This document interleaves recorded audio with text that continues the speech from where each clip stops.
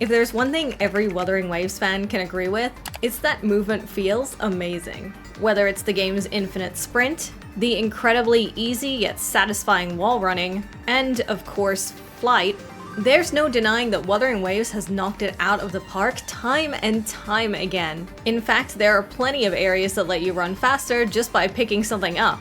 And that fast sprint is excellent for those who just want to traverse on foot. But there is a type of traversal that is exclusive to certain characters. So let's talk about some of these modes of transport and discuss whether they were good for the game or whether it even matters at all. Starting with Shorekeeper.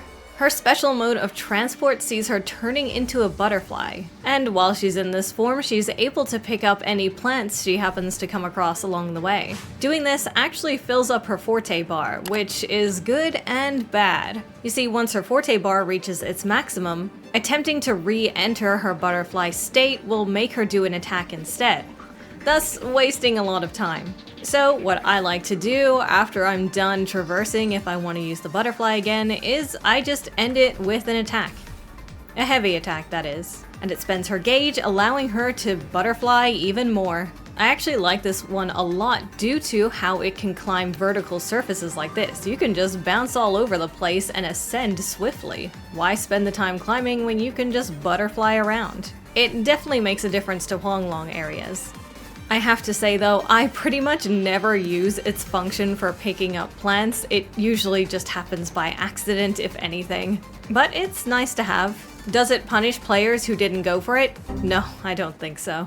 And while we're talking water, there's no one who's better at traversing it than Camellya. Camelya's ability allows her to swim quickly in water once you sprint, including a unique sprinting animation, and she can actually jump out of the water whenever she wants. When she's swimming, she has stamina for days, so not only can she get places quickly, she doesn't use a lot of stamina to do it. This means that traversing the water with Camellya feels great, but is it necessary to do so? And is it punishing players who didn't get her? Well, the reality of Wuthering Waves is that there's not a lot of reasons to get in the water in the first place. Sure, you can swim between some islands, but at the end of the day, it's just a little bit of fun. After all, while you can swim around various islands, there's not a lot of point to doing so, especially in later areas of the game when you can just fly. So I see this as a fun little perk of Camellya that fits with her lore, but ultimately doesn't break the game in any way and doesn't punish players for not pulling Camellya. I never really use this one, but I think it's nice that it exists. She's also the only character that gets wet, so that's something too, I guess. Speaking of movement abilities that are more efficient in 1.x areas than they are now, next on the list is Lumi's unique sprinting ability, whose animation ended up being used in the optional sprint that the rest of the characters can do in certain locations when they grab the item. This fast sprint targets enemies as you run by them, which can be a problem at times, and it also reduces her stamina a lot. It's definitely a fun idea that I would love to see explored more and absolutely fits her character as a delivery person, but the fact is, it targets enemies and that can be a bit of a problem at times. Frankly, I don't think this one is hurting people who don't own Lumi, and more importantly, Lumi is a 4-star character. One of the few 4 stars in the game, I might add. And a year into the game's life cycle, she is still only the 2nd new 4-star character, somehow. Odds are, most people will end up having her, and this sprint will belong to everybody. I think the fact that they gave a 4-star a cool movement ability is pretty awesome, and I hope they keep doing that with the other 4 stars. But sometimes a movement ability specific to a character comes along that is so powerful, it makes all the other ones look weak. Phoebe's movement ability allows her to heavy attack in midair to fly on her staff, which she looks adorable while doing, by the way. The reason this is so powerful is that you can dodge and then do it again, and then you can grapple and you can do it again. People who are truly skilled with this can maneuver themselves all over the place in no time at all. Without a doubt, she is the premier character to traverse through 1.x areas with. You can get anywhere so easily. Who needs to fly when you just have Phoebe? These kinds of long gaps, I mean, just grapple, just dash. Wherever you want to go, Phoebe can take you, and it's so easy. At least until you run out of stamina. She's pretty much got it all. She's got the power of a 5-star that can support herself, and she is just so many levels of fun to traverse with.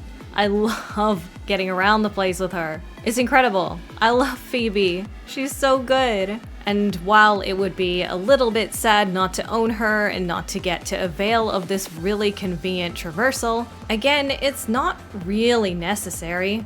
Sure, it can make traversing 1.x areas feel way nicer. And sure, you can cross any kind of gap you want with her, really. But just like all these other characters, it's not necessary at all, and in Renacida, you gain access to flight, so it's never something you really feel like you're missing out on. But all that flying can end up being a lot of work.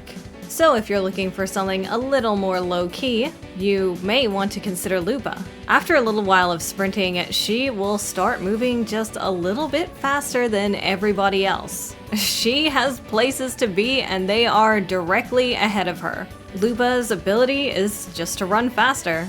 It looks a little bit sped up, so it's kind of funny looking, but hey, it works, it gets the job done. It makes sense that a wolf would run fast, I guess. And run fast she does. After just a few seconds, she really picks up the pace. The nice thing about this is that it doesn't use stamina outside of combat because it's just a sprint. So she can keep going and going and going, and it's definitely the easiest way to get around without using too much effort. She's got sprints for days. And if you prefer her tail to match the rest of her, yeah, you can make that happen by just getting her forte bar up. Then you can enjoy a nice relaxing sprint while staring at her toned back, I suppose. Lupa's movement ability feels great, and it's very convenient, definitely.